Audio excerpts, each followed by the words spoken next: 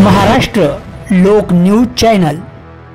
वाळू डेपोच्या नावाखाली रेती चोरी कारवाईसाठी गेलेल्या महिला तलाठ्यांना वरिष्ठांकडून तंबी। तरोडा तालुक्यातील बिलोरी येथील घटना।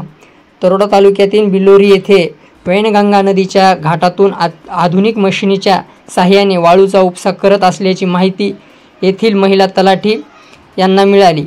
या आधारे त्यांनी 3 ऑक्टोबर रोजी सकाळी 6 वाजता मोक्यावर भेट देऊन वाळूचा उपसा व वाहतूक करणाऱ्या हटकत कारवाई केली। यावर वरिष्ठ अधिकाऱ्याकडून त्या महिला तलाठ्याचे कौतुक करण्याऐवजी उलट त्यांना तंबी देत कारवाई थांबवण्याचे निर्देश देण्यात आले। महत्त्वाचे म्हणजे कारवाई होत असल्याचे चित्रफित सोशल मीडिया झळकले असून घटनेमुळे महसूल विभाग, काही अधिकारी व वाळू माफिया यांचे साटेलोटे उघडकीस आले। त्यामुळे संपूर्ण जिल्ह्यात या विषयात घेऊन चर्चा रंगल्या।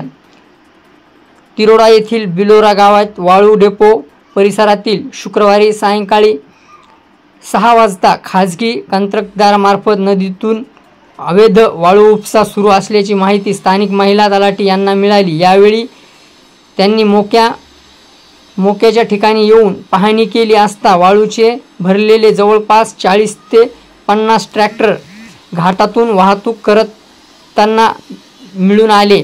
दरम्यान त्यांनी संबंधित ट्रॅक्टर चालकांना वाळू उपसा व वाहतूक परवानगी मागितली असता चालकांनी याबाबतची कसलीही कागदपत्रे नसल्याचे सांगितले।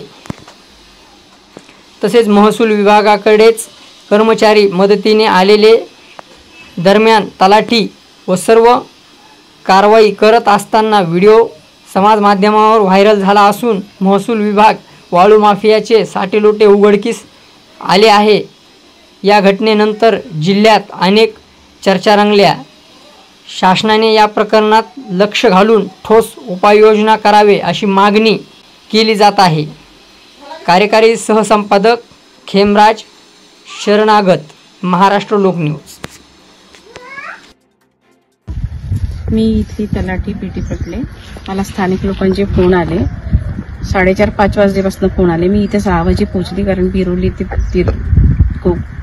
तिरोडा साधारण 10 ते 15 किलोमीटर डिस्टन्स असल्यामुळे मला पोहोचायला अर्धा-पाऊण तास लागला। मी इथे बघितलं, मला अशी माहिती मिळाली की नदीत साधारण 30-40 ट्रॅक्टर्स आहेत। तुमच्याकडनं परमिशन मिळाली काय?